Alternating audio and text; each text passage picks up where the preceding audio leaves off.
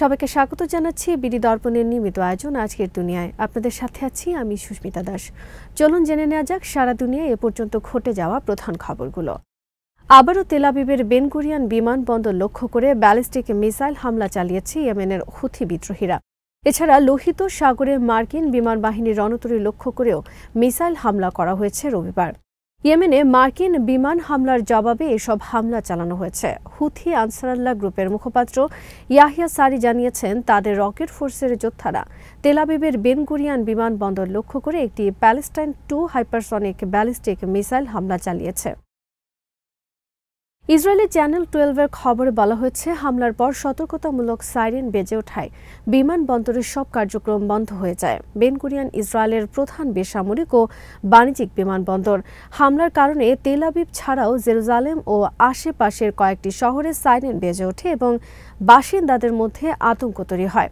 তবে ইসরায়েলি সামরিক বাহিনী দাবি করেছে, তারা ইয়েমেন থেকে ছোড়া মিসাইলটি আকাশেই ধ্বংস করেছে।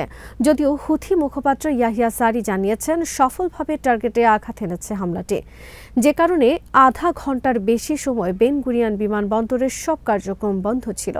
এর আগেও ইসরায়েলিদের সতর্ক করে ইয়াহিয়া সারি বলেছে, বেন গুরিয়ন বিমানবন্দর আর বিমান ওঠানামার জন্য নিরাপদ নয়, কারণ গাজায় যুদ্ধ বন্ধ না হওয়া পর্যন্ত এটি হুথিদের টার্গেট হিসেবেই থাকবে। আল মায়দিনের খবরে বলা হয়েছে, ইসরায়েল যুদ্ধবিরতি ভঙ্গের পর এ নিয়ে পঞ্চমবারের মতো ইসরায়েলের মধ্যাঞ্চল লক্ষ্য করে হামলা চালালো হুথিরা। এদিকে ইয়েমেনে যুক্তরাষ্ট্রের বিমান হামলার প্রতিবাদে বিমান বাহিনী রণতরী ইউএসএস হ্যারি ট্রুম্যান ও তার বহরে থাকা যুদ্ধ জাহাজগুলোর ওপর হামলা চালিয়েছে হুথিরা।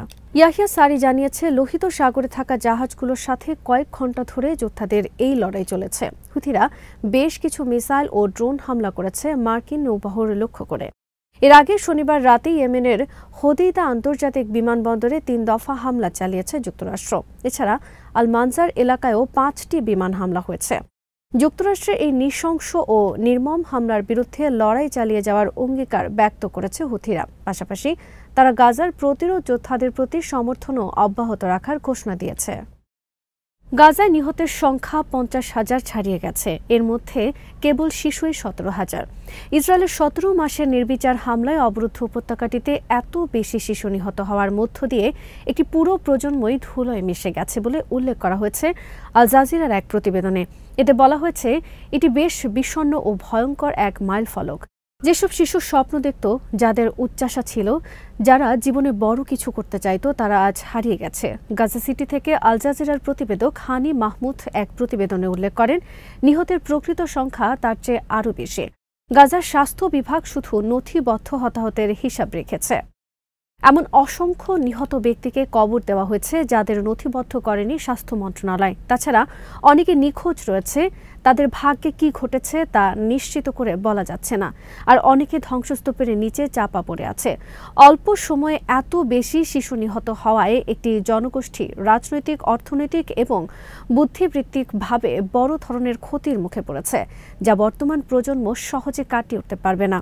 ইসরায়েলের রাজনৈতিক ভাষ্যকার ওরি গোল্ডবার্গ বলেন, গাজায় নিহতের সংখ্যা 50,000 অতিক্রম করা নিয়ে ইসরায়েলের নাগরিকদের মধ্যে তেমন একটি অনুশোচনা হবে না। ব্যক্তিগতভাবে নিজে ক্রুদ্ধ, দুঃখিত এবং হতভম্ব জানিয়ে গোল্ডবার্গ বলেন, 50,000-এর বিষণ্ণ মাইল ফলক ইসরায়েলিদের এতটা নাড়া দেবে না, কারণ শুরু থেকেই তারা হামাসের হতাহতের পরিসংখ্যানকে ভুয়া বলে দাবি করে আসছিল। ইসরায়েলের জনগণ সাধারণভাবে ফিলিস্তিনি হতাহতের দায়িত্ব নিতে আগ্রহী নয়। গাজা ইসরায়েলের যেসব নাগরিক নিহত হয়েছে, তারা সেটার দায়িত্ব নিতেও অনাগ্রহী। ইসরায়েলের এই রাজনৈতিক ভাষ্যকার বলেন, ইসরায়েলের টেলিভিশন গাজার হত্যাকাণ্ড এবং দুর্ভোগের ছবি দেখায়, কিন্তু তা এত দীর্ঘ সময় ধরে চলছে যে কিছুক্ষণ পর মন অসাড় হয়ে যায়। তিনি আরও বলেন, যুদ্ধের শুরু থেকে ইসরায়েলের জনগণ বলে আসছে, গাজায় নিহতের সবাই হামাসের সদস্য। বিভিন্ন কারণে তারা এমন কথা বলছে।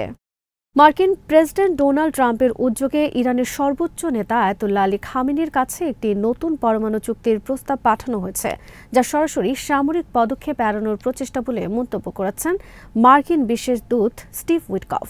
ফক্স নিউজকে দেওয়া এক সাক্ষাৎকারে এই কথা বলেছেন তিনি। উইটকফ বলেন, আমাদের সবকিছু সামরিকভাবে সমাধান করতে হবে না, আমাদের বার্তা ইরানের প্রতি স্পষ্ট। আসুন আলোচনায় বসি এবং কূটনৈতিকভাবে সমাধান খুঁজে বের করি।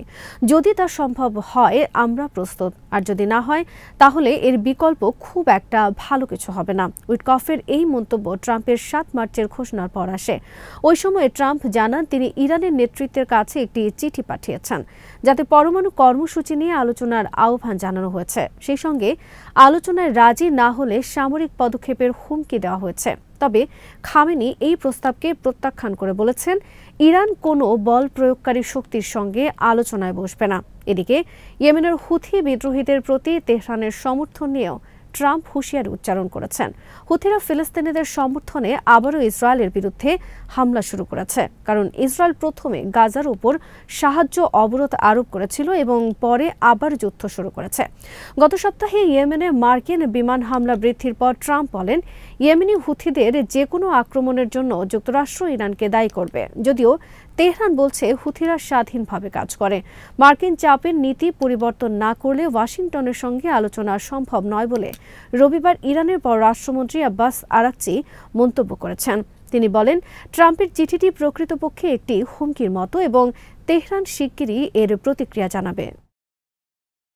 দুই পরাশক্তির শুল্ক যুদ্ধের মধ্যে ওয়াশিংটন ও বেইজিংয়ের সম্পর্ক গুরুত্বপূর্ণ সন্ধিক্ষণে রয়েছে বলে মন্তব্য করেছেন চীনের প্রধানমন্ত্রী লি কিয়াং। তিনি বলেছেন চীন এবং আমেরিকা শান্তি স্থাপন করলে উভয় দেশই লাভবান হবে। অন্যদিকে চীন এবং আমেরিকা যুদ্ধ করলে উভয় হেরে যাবে বলেও মন্তব্য করেন তিনি। ট্রাম্প প্রশাসনের সাথে চীনের বাণিজ্য যুদ্ধের মধ্যেই এসব কথা বলেছেন তিনি। লি বলেন চীন এবং আমেরিকা যদি শান্তি স্থাপন করে তাহলে আমরা উভয়ই লাভবান হব। যদি তারা যুদ্ধ করে তাহলে আমরা উভয়ই হেরে যাব। সংঘর্ষের পরিবর্তে আমাদের সংলাপ এবং উইন উইন সহযোগিতার মাধ্যমে লড়াই করা উচিত। আমরা আশা করি যুক্তরাষ্ট্র চীন সম্পর্কের সুস্থ, স্থিতিশীল এবং টেকসই উন্নয়নের জন্য একসাথে কাজ করবে ওয়াশিংটন ও বেইজিং। চীনের প্রধানমন্ত্রী জোর দিয়ে বলেন চীন সর্বদা যুক্তরাষ্ট্র সহ সারা বিশ্বের কোম্পানিগুলোকে স্বাগত জানায় এবং তাদের বৈধ দাবিগুলো সক্রিয়ভাবে পূরণ করার পাশাপাশি দেশি বিদেশি কোম্পানিগুলোকে সমানভাবে বিবেচনা এবং একটি সুস্থ ব্যবসায়িক পরিবেশ গড়ে তুলবে চীন। চীনা অর্থনীতির সুযোগ ও চ্যালেঞ্জ এবং বৈশ্বিক অর্থনৈতিক প্রবৃদ্ধির সম্ভাবনা নিয়ে আলোচনা করার জন্য ব্যবসায়ীদের 2 দিনের শীর্ষ সম্মেলনে তিনি এইসব কথা বলেন। এই সম্মেলনে অনেক মার্কিন ব্যবসায়ীও অংশ নিয়েছেন। মার্কিন সিনেটর স্টিভ ডেইনস বলেন আমরা যখন চীনের দিকে তাকাই তখন দেখি 1991 সালে চীনের অর্থনীতি প্রায় $500 বিলিয়ন বা তারও কিছু বেশি ছিল। গত 34 বছরে আমরা চীনের বৃদ্ধি এবং পরিবর্তন লক্ষ্য করেছি। মার্কিন প্রেসিডেন্ট ডোনাল্ড ট্রাম্পের সমর্থক ডেইনসও অদূর ভবিষ্যতে উভয় পক্ষের মধ্যে আরও উচ্চ স্তরের সংলাপের আশা প্রকাশ করেছেন। তুরস্কের ইস্তাম্বুল শহরের মেয়র একরাম ইমামোগলুকে কারাগারে পাঠানো হয়েছে। দুর্নীতির অভিযোগে বিচারের আগ পর্যন্ত তাকে কারাগারে আটক রাখার নির্দেশ দিয়েছে দেশটির আদালত। রয়টার্সের একটি ভিডিওতে দেখা গেছে ইমামোগলুকে ইস্তাম্বুলের মারমারা কারাগারে নিয়ে যাওয়া হচ্ছে। তবে ইমামোগলুর হঠাৎ গ্রেফতারের বিষয়টি নিয়ে অনেকে উদ্বেগ প্রকাশ করেছেন। এ ধরনের ঘটনা বিরোধীদের দমন নাকি আইনগত পদক্ষেপ, এমন প্রশ্ন তুলেছেন বিশ্লেষকরা। বিবিসির প্রতিবেদনে বলা হয়েছে 19 মার্চ গ্রেফতারের পর ইমামোগলুকে আদালতে নেওয়া হয়। সেখানে প্রসিকিউটররা তাকে দুর্নীতি ও সন্ত্রাসী গোষ্ঠীকে সহায়তা করার অভিযোগে অভিযুক্ত করেন এবং অপরাধী সংগঠনের সন্দেহভাজন নেতা বলে আখ্যায়িত করেন। তবে আদালত জানিয়েছেন ইমামোগলু সহ আরও 20 জনকে শুধু দুর্নীতির অভিযোগে গ্রেফতার দেখানো হয়েছে। ইমামোগলুর বিরুদ্ধে আনা সন্ত্রাসী গোষ্ঠীকে সহায়তা করার অভিযোগটি খারিজ করা হয়েছে। আদালতের রায়ের পর ইমামোগলু বলেছেন তিনি মাথা নত করবেন না। তার এক্সে অ্যাকাউন্টের একটি পোস্টে বলা হয় আমরা সবাই মিলে আমাদের গণতন্ত্রের ওপর এই আঘাত, এই কালো দাগ মুছে ফেলব। আমি সোজা হয়ে দাঁড়িয়ে আছি, আমি মাথা নত করব না। এই পোস্টে গ্রেফতারের বিরুদ্ধে দেশজুড়ে ব্যাপক বিক্ষোভের আহ্বান জানানো হয়। প্রধান বিরোধী দল রিপাবলিকান পিপলস পার্টির নেতা ওজকুর ওজেল বলেছেন তারা আদালতের রায়ের বিরুদ্ধে আইনি আপিল করবেন। তিনি বলেছেন ইস্তাম্বুল পৌরসভা কাউন্সিল এখন ইমামোগলুর রায়ের অপেক্ষায় থাকাকালীন একজন ভারপ্রাপ্ত মেয়র নির্বাচিত করবেন। এদিকে প্রেসিডেন্ট রিসেপ তাইপ এরদোয়ান সিএইচপির নেতাদের বিরুদ্ধে বিভিন্ন অভিযোগ করেছেন। তিনি বলেন তারা টাকার লোভে অন্ধ হয়ে গেছে, জনগণের শান্তি বিঘ্নিত করতে এবং জাতিকে বিভক্ত করতেই তারা এমন অরাজকতা করছে। কানাডায় আগাম নির্বাচনের ঘোষণা দিয়েছেন দেশটির প্রধানমন্ত্রী মার্ক কার্নি। রোববার তিনি জানান, আগামী ২৮ এপ্রিল নির্বাচন অনুষ্ঠিত হবে। সাবেক প্রধানমন্ত্রী জাস্টিন ট্রুডো চলতি বছরের শুরুতে প্রধানমন্ত্রিত্ব ছাড়ার ঘোষণা দেন। এছাড়া লিবারেল পার্টির দলীয় প্রধানের পদও ছাড়েন তিনি। এরপর অভ্যন্তরীণ নির্বাচনের মাধ্যমে দলটি মার্ক কার্নিকে নতুন দলীয় প্রধান ও প্রধানমন্ত্রী হিসেবে নির্বাচিত করে। তিনি মাত্র গত সপ্তাহে শপথ গ্রহণ করেন। এর এক সপ্তাহ পরই আগাম নির্বাচনের ঘোষণা দিলেন, যদিও এটি প্রত্যাশিতই ছিল।